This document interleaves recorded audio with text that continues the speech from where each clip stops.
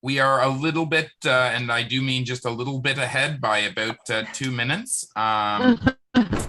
So we'll try to continue that onwards here. I do see Rio from Clio on the line, ready to present the legal trends update. And so thank you, Krista, Brianne, Michael, and Your Honor.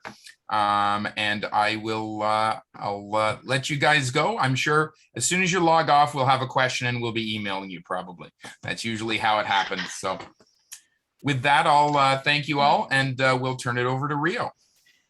Great. Hi. Thank you, everybody. Nice to see you all again. So my name is Rio Peterson, also known as Rio from Clio, and I'm going to be giving you a legal trends report update on behalf of Clio. So I'm going to go ahead and share my screen. Oh, in a second here. Share. Okay, so. All right, can everybody see my slides? Are we all good? Yeah, okay, fantastic. All right, so I'm going to make sure that I'm on time here so we can keep the ball rolling and I don't set you back. So again, hi everybody, my name is Rio and we'll be talking about the state of the industry. So I'll be doing the 2021 Legal Trends Report update for you today. Right. And so I've been at Clio for the last 4 years now. And for those of you who don't know me, I am the Senior Affinity Partnerships Manager. So that means that I work with all of our fantastic Bar Association and Law Society partners across North America. And a big part of my job is speaking to lawyers, speaking to bar associations, and helping to provide education about using technology and data insights in order to run effective, efficient, thriving law practices. So as I mentioned, I do speak on a lot of different topics, but one of my favorite topics that I get to speak on is the Legal Trends Report. And so this report is typically a watershed moment when we release it each year to the legal community, and it's a breakthrough in a number of ways. So first, we believe that there's really no report like this that has ever existed before prior to us choosing to publish it. And our goal is to provide really unique insights into things that we have maybe had a hypothesis on or suspected, but that we were never really known for sure. And so we have the opportunity to conduct this type of analysis and dive deep into what is going on throughout the legal profession. And then we're able to share that and share our learnings with the wider legal community. So to do this, we use a series of really unique and kind of one-of-a-kind data sources. So the first is kind of our core fundamental piece, and that is using Clio app data. So we use data that is pulled from the Clio app. And for those of you who aren't familiar with Clio, we are the world's leader in legal practice management and client relationship management software. So we work with tens of thousands of lawyers across, hundreds of thousands of lawyers across the world. And so we're able to kind of glean a lot of information from the app itself. And this data is anonymized and aggregated, and it's presented at an industry-wide level. So contrary to many pre-existing studies, it's the only study in the world that really uses this type of reliable information from practicing law firms. So it's not information that is self-reported, it's precise and kind of actual real life practice information that we're able to collect. And so next, and to accompany this app data, we also conduct a series of companion surveys. So these include surveys of legal professionals and consumers. And for consumers, we like to talk to people who have both worked with a lawyer and also thought about working with a lawyer, but didn't end up hiring anyone in the last 2 years. So that kind of helps us get really deeper into the why behind a lot of the patterns that we're seeing within the Clio app data. And so finally, kind of our last source of information is that we use this really unique tool called a longitudinal study. And you'll see that we've been doing this report for several years now. And one of the things that this allows us to do is actually to follow cohorts or groups of law firms across the years and measure their performance year over year. And so that allows us to not only see how they're adapting, but also see how they're adapting to this ever-changing environment, but also see how they kind of are able to differentiate themselves from their peers within those same cohorts. So lots of really great information that we're able to gather that way. And so now the goal behind us doing all of this is pretty simple. So for folks out there, for lawyers and legal professionals who are on the ground and in the thick of things, it can be very, very difficult to kind of get a higher level view of overall industry trends and to understand the types of kind of trends and patterns that we're seeing across the legal industry in our day-to-day. So what we do is we're able to kind of to release this report, and that helps everybody get kind of a broader idea of trends that are going across the legal industry, and helps us to kind of understand patterns that we're seeing, not just across the industry, but year over year. So, as I mentioned, this is not the first year that we have done this report. If you can believe it, it is actually the 6th year that we have produced this report, and my 3rd year, actually 3rd or 4th year reporting on it. So that time has kind of flown by, and it's actually hard for me to believe that we are in our sixth iteration of this analysis, but it's also very exciting because of that kind of long-term reporting, we're able to understand some things a lot more deeply that we didn't really understand before. And I'll tell you a bit more about that in a minute. So first, let's kind of talk about the areas that we wanted to focus on for 2021.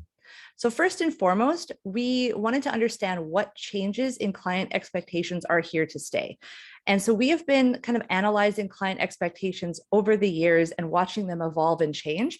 But I'm sure you can all imagine that in the last 18 months, a lot has changed for the way, in terms of the way that we as people and consumers function in the world. And that is reflected in the shift in client expectations. So we'll talk a bit about that. And next, we're going to talk about what advantages are successful law firms capitalizing on. So I'm going to draw on some of the insights that we gained from that longitudinal study, and that'll help us to understand what our firms who were able to grow through the pandemic doing in order to kind of continue to remain successful. And then lastly, we'll talk about what types of investments firms are making in order to be able to adapt to kind of this changing environment that we find ourselves in. And so I do want to quickly mention that I am doing a super high level, like tip of the iceberg analysis for you today. There is so much information that I just don't have time to cover. But if you want to read the reports, they are available for free at clio.com/LTR. I highly recommend it. It's a lot of really incredible information in there, and lots of great insights if you want to share with your members who are looking to kind of run practices for the future. All right, so let's talk about part one. And this is the part where we look at changes in client expectations and try to assess whether or not, or how, in what ways they are here to stay. So throughout the journey of conducting our consumer surveys and doing this analysis, we also connect with a lot of legal professionals that are out there on the front lines, and we're able to collect anecdotes and stories from them that really helps us to kind of get us a much more, I guess, in-depth, but also kind of contextualized idea of what's happening on the front lines. So I'm going to be sharing some of those kind of thoughts and quotes with you throughout this presentation with the permission of everybody who's quoted here, of course. So Stephen, who's a solo family lawyer, tells us that resiliency is just learning how to change with the times and learning to be okay. And I think that's a sentiment that is really reflected in some of the insights that we've uncovered about client expectations. So when we look at this comparison between 2018 and 2021, for example, we can see that back in 2018, when we asked clients if they were looking for more remote options when working with a law firm, 23% of them said that, yeah, they were looking for those options. But perhaps to no one's surprise, in 2021, when we posed the same question, we can see that 79% of clients are actively looking for firms who offer more remote options in terms of the way they can engage with their clients. And that's a pretty massive difference. And I think there's a lot of reasons that we have seen that shift, namely the pandemic is pushing us all to be a lot more comfortable with remote communication through tools like video conferencing and obviously, phone calls and different chat methods. But of course, like when we discovered that 79%, like in addition to the pandemic, we wanted to really understand on a deeper level what clients meant when they were looking for remote options and in what parts of their interactions with law firms are they looking for those options. So we kind of like to frame that in terms of the client journey. And so the client journey being, of course, all of those touch points that a client has with a law firm during their case. And so while I definitely don't have time to walk through all of them today, I will zoom in on 3. So the first one is the intake process. So how are clients wanting to see remote options when they're reaching out to a law firm, when they're meeting for the first consultation? The next step would be during the matter. How are they wanting to think about receiving status updates, communicating key decisions, receiving reminders, viewing and sharing documents, etc. And finally, when it comes to concluding a matter, where are these remote options fitting in? How do clients want to think about things like, for example, paying for their matter? Is that something that we can help facilitate in a remote way? So I'll be digging into these in kind of over the next couple minutes. And so in terms of reaching out to a law office, how do you expect clients want to reach out and make their inquiries? Well, as we can see, phone is still very, very much a high preference. And when a person, and in person, also being kind of exactly in line with phone. So people really want to meet a lawyer face-to-face or call them. However, it's really interesting to note, though, that this year, in person sometimes also means asynchronous, and it's just as likely to be something like a video chat as it is to be an actual meeting in the office. So we're starting to see people and consumers shift into their definition of what in-person means, and while they become more familiar with things like video conferencing. And so for that first meeting or consult, we can also see this desire to engage with a live person is obviously at the top of the list, with 76% of folks selecting it. And phone and video conferences, of course, are coming in at a second, being a very, very high choices here. And frankly, rocketing up the ranks. This is the first year that we've ever seen video conferencing rank this high on a list of kind of preferred methods to have a consultation. So definitely seeing that shift to being a more popular choice.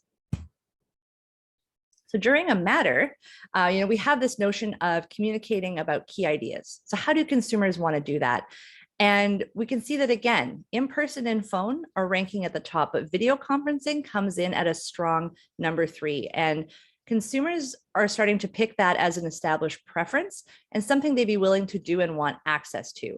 They don't necessarily want that to be the case all the time, but they do want the option to meet with their lawyer over video conference. And so, of course, what about the step of conducting a matter? Making payments to settle up. This can be something that, up until very recently was largely a cash in-person transaction. But we have seen an overwhelming shift with 66% of people reporting that they want to do this online. They want to be able to pay their bill online. They don't want to have to leave their house. And 61% of people indicating that they want to set up an automated payment plan. So that's a pretty interesting shift in the way that we've seen this reported in the past. Online payments have been gaining steam over the last 6 years that we've been doing this reporting, but this is the first year that they've really ranked at the top of the list. And along with automated payments, which are also kind of skyrocketing up the list as well. And so that's about how people want to work with their lawyers. But what about how they choose a lawyer? Well, some differences in movements from previous periods, certainly. But all importantly, responsiveness continues to be the top choice. So consumers rank a lawyer's responsiveness as probably the most influential thing that impacts their decision in selecting a lawyer. And so not far behind that, but also moving quite significantly were things like price transparency, free consultations, and payment plan availability, among others. So when we're thinking about, our client, not only do we want to think about what will attract them to us, but we want to think about the expectations that they have from their lawyers. And so that brings us to a really important thought from Constance, who is a solo estate planning and probate lawyer. And she said that instant response expectation needs to be managed with clients more than anything else. And so I think there are really 2 messages here that Constance leaves us with that are really, really important. So first, client expectations start in a certain place, but they're also potentially learned behaviors. And it's not just about leaving them where they are, it's about resetting those expectations when you start working together. But once you do reset those expectations, you have to make sure that you meet them, and they need to be managed deliberately. And the second thought, of course, is that among the many, many expectations that clients will have, this responsiveness element, this idea of when are you going to get back to me, is really, really key. And it's a top thing that clients seem to be thinking about. And it's growing, that kind of need and that expectation is growing stronger and stronger in the context of today's environment, because we live in an age where instant responsiveness is kind of the expected norm. But that doesn't necessarily mean that has to be the way it is. You can set those expectations with your clients. So because we're seeing that consumers really expect both in-person and remote communication options, we at Clio kind of propose this idea of a hybrid, kind of a hybrid setup where clients are able to engage with you in the way that they want, but at the right time for the lawyer. And so 79% of consumers who have hired a lawyer in the past actually report that they would prefer a hybrid experience going forward. And 67% of folks who never hired a lawyer reported the same. They want the option of being able to work remotely or in person, depending on what the situation calls for. And so going back to that point around client expectations, starting in a certain place but moving, I mean, this is a very important observation that we're seeing happen, because these are people who didn't expect a remote experience with a lawyer up until 18 months ago, maybe 2 years ago. And now that is becoming the norm. So it's a pretty interesting shift that we've been observing.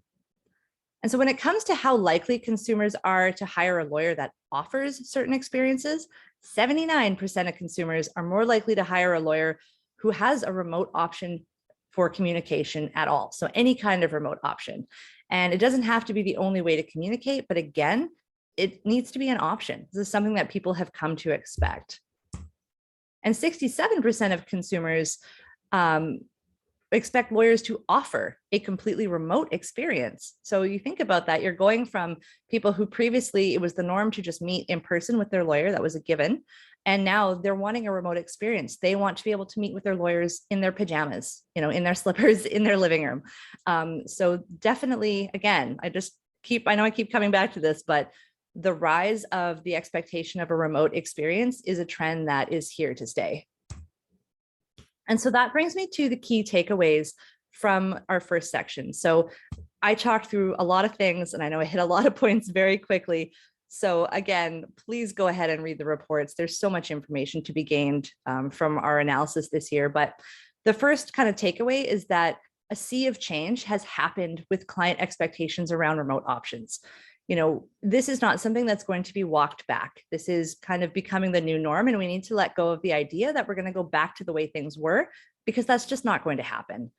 And, second, we've got to remember too that a remote option, offering remote options, it's not all or nothing. It doesn't have to be all one thing or none of the thing.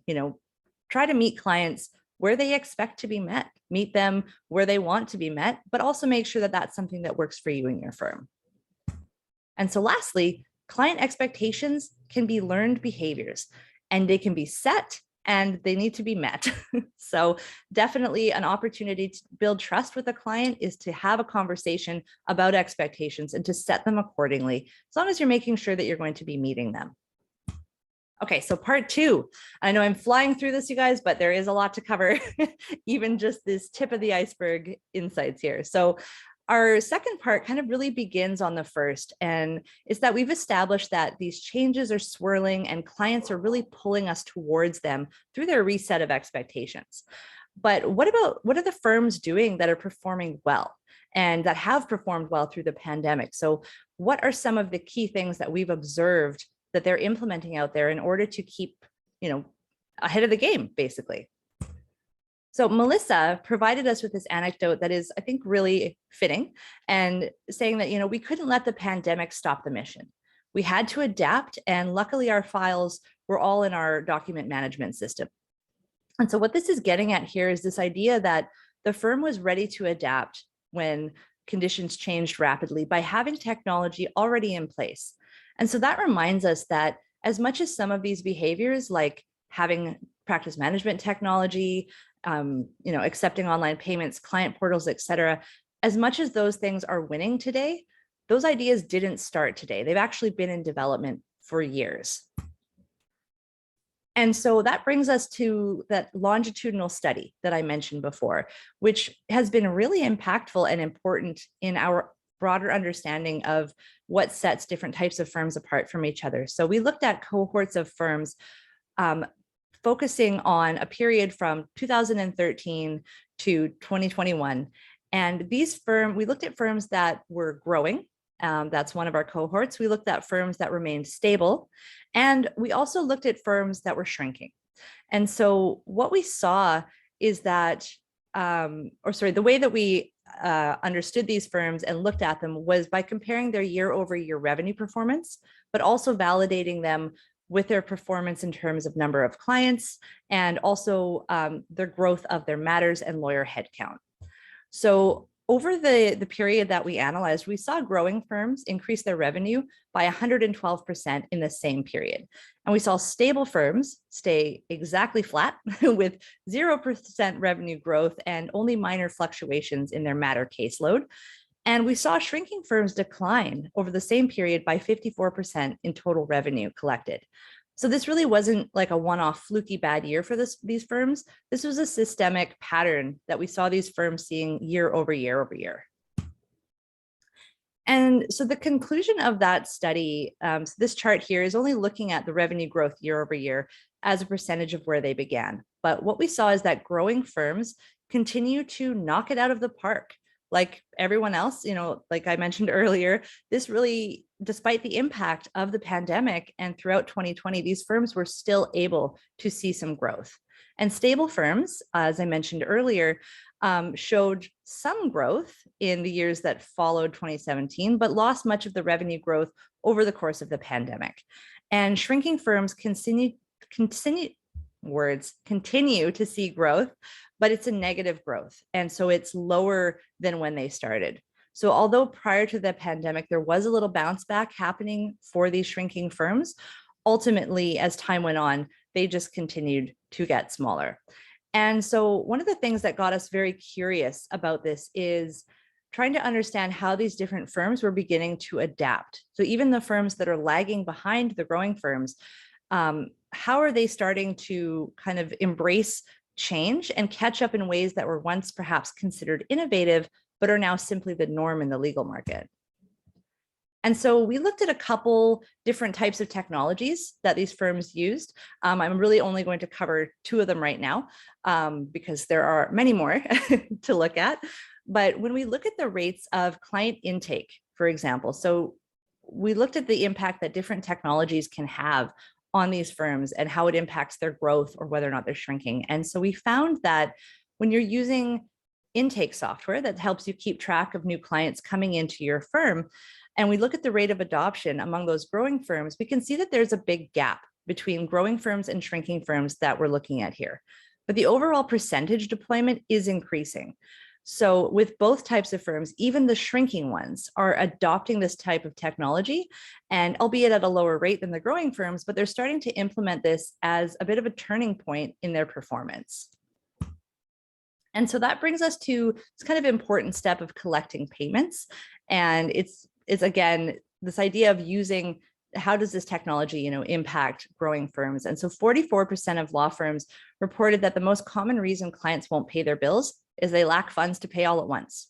And I think that's kind of an unsurprising statistic that we can all really wrap our heads around. But when we look at the rate of online payment adoption underpinning this assessment, we can see that this is a place where the gap is the smallest. So in today's world, it seems that whether you're growing or shrinking as a law firm, you're accepting online payments. And this is an adoption rate that's going up very, very dramatically across the board. And I think a big reason for that is that there's a big problem that needed to be solved. So number one, it was solving the issue of not being able to pay at once. And I mean, when it comes to that, 72% of consumers would like to pay their legal fees via a payment plan, while only 53% of lawyers are actually equipped to offer payment plans. So that number is rising and we are bridging the gap, but it's interesting to see that the rate of adoption for accepting online payments is growing across all these different types of firms. And it's an interesting, I think, observation too, is that at one time, accepting online payments was innovative. But now it's just par for the course. And it's something that all firms should be doing regardless of their growth trajectory. So a couple key takeaways. I'm just going to fly through these because I only have a few minutes left. So first, technology-enabled firms are winning by adapting to client experiences. So taking payments, for example, clients are having a hard time paying. Well, that's not a great experience for a client dealing with a law firm, and it's not a great experience for the law firm. So these firms are using technology to solve those problems and help to adapt to their clients' expectation of being able to pay their bills in a way that's possible for them. The performance bar is shifting. So what was once innovative is now basic. Having things like practice management technology, using online payments, having these tools in place, that's just par for the course. It's no longer an innovative thing. It's something that all law firms should be doing. And last, flexibility is key. Throughout the client journey, clients want different options. They want the process of working with their lawyer to be easy. And so being a law firm that is flexible and able to meet their clients where they want to be met is definitely a winning strategy. Okay, and so part 3, this is our last section. So this is where we really tried to deepen our understanding of how much lawyers understand about the revenue side of their practice and what they're thinking about where they want to invest their profits and where does that growth come from on the revenue side. And so this is a very interesting area of study, and it's really a new feature for our Legal Trends report this year, but we learned a lot.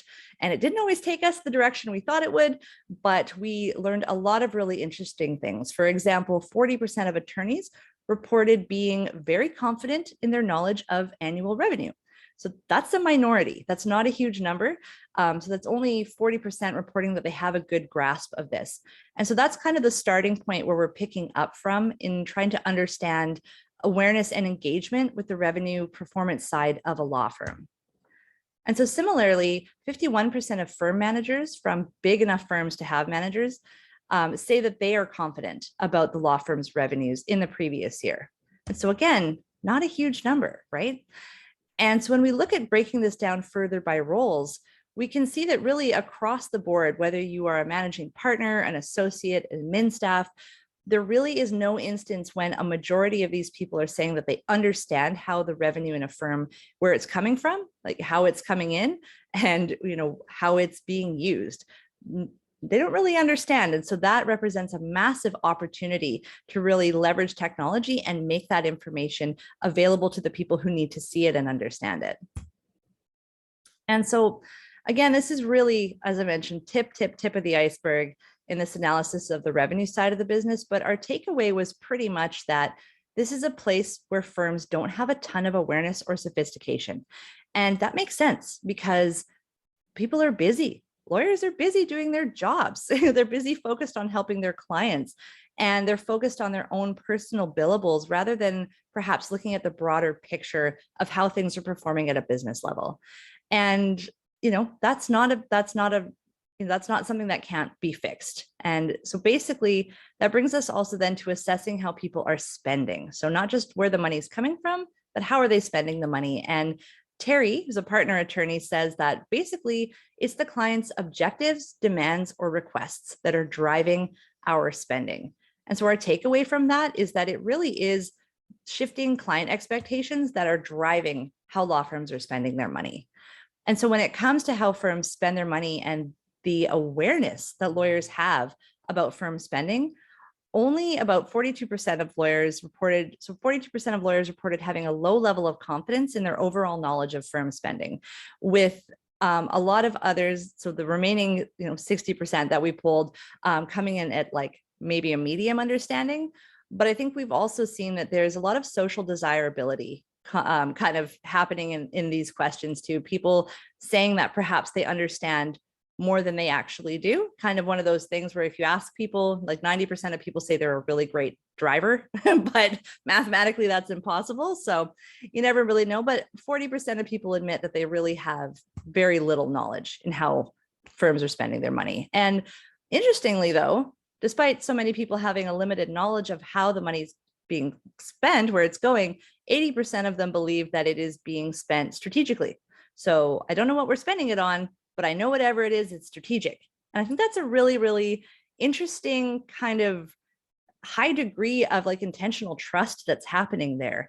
And it definitely tells us a lot about where we have opportunities to really improve and to leverage technology in order to lean in and make understanding the financial operations of a firm accessible and easier for everyone. And so now I am going to kind of really skim through this quickly, but in essence, we kind of talked to law firms. We talked to the folks who were really confident in how their firm was spending money. And we kind of asked them, like, what are some of the places that you would spend additional funds if you had them? And so most people said they would not spend additional funds on office space if they had them, but rather they would spend them on things like practice management. Marketing came in as a big one, business communication, hardware, and things like non-lawyer staff. So that's kind of where our preferences are. And that's a big shift from years previous. Office space is becoming a thing of the past almost, and largely due to the pandemic. And so when we look at expenses for lawyers who are very involved again in their finances, we can see that they prioritize things like technology tools of different types. So that includes practice management and hardware. And a lot of those tools are being used to provide their clients with the type of experiences that clients are wanting. So being able to have a remote experience, for example. Okay, so I'm going to quickly wrap this up because I'm just at 30 minutes here. So a couple of takeaways. Law firms struggle to know their business performance well. And I mean, honestly, like given the fact that lawyers don't get to learn business in law school, I mean, I don't think that that should surprise anybody, but it's definitely a great opportunity for us to really level up and leverage technology to understand how the money works. Next, client expectations are driving incremental investments into remote experiences and away from office space. So lawyers would rather spend their money on providing remote experiences than investing in new office space because office space has kind of just become irrelevant. And this is a clear opportunity for firms to report, they report differences in what they actually spend on versus what they want to spend on. So there's an opportunity to start shifting the way that they spend money into focusing on things that are really going to drive those client experiences and in turn drive their law firm's growth. All right, so quick conclusion. The products of modern science are not in themselves good or bad. It's the way that they're used that determines their values. And I think that's a very apt and appropriate quote for what we've seen across the legal space and for the trends that I think we're going to continue to see.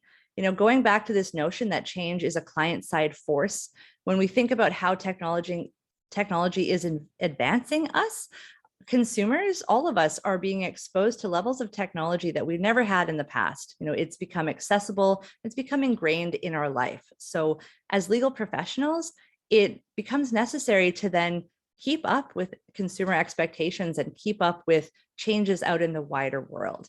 And so it's the ways in which again, our clients are engaging with these technologies and allowing them to be in two places at once that are really driving their expectations. And firms that aren't able to meet those expectations, unfortunately, might be left behind. And so, I'll leave you with just saying that instead of focusing on all of the things, as part of our goal with the Legal Trends Report is to try to narrow things down. It's a huge ask to just say to a legal professional, okay, take all this technology and use it and make it work for you just right now. But that's a lot. But we want to kind of provide a directional compass and try to help focus in on those key things that really, really matter for law firms so that they're able to kind of take advantage of those opportunities and to move forward and kind of take the reins and drive thriving, successful practices. So I really hope that this is help, that you guys have learned something, that I was able to share some helpful information. Again, these reports are available online, clio.com/LTR. And my email is rio.peterson@clio.com. If you've got any questions, I'm more than happy to answer. Thank you for your presentation again, Rio. It's always informative, and the Legal Trends Report is always a good read. So I do commend that to everybody. So awesome. Thank you, Nathan. Thank you for having me. Rio, I think might be available for a minute or two now.